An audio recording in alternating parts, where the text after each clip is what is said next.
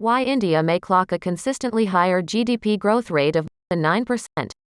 The 2022 Union Budget presented by the Finance Minister highlights the government's intention to accelerate growth despite disruptions caused by the pandemic.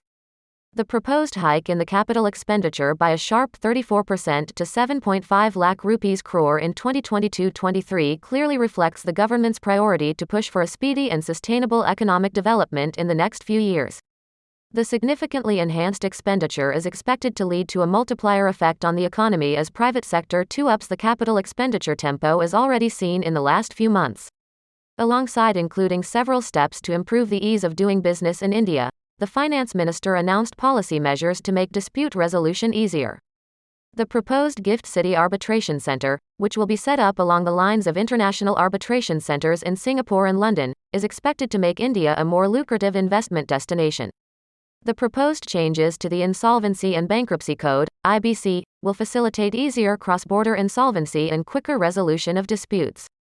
The introduction of sovereign green bonds is another step in the right direction as reduction of carbon intensity takes precedence and even more lenders insist on ESG compliance by borrowers.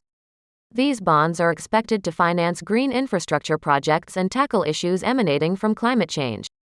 In 2021, the private sector raised over $6.5 billion through green bonds, and this move by the government is hoped to further accelerate India's goal of installing 500 gigawatts of renewable energy capacity by 2030, as stated in the COP26 summit in November 2021.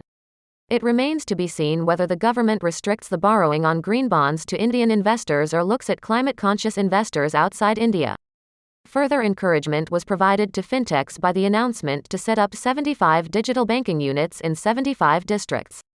Additionally, the move to bring the 1.5 lakh post offices under the core banking system will accelerate digitization of banking in the country and benefit financial inclusion in many underserved areas of India.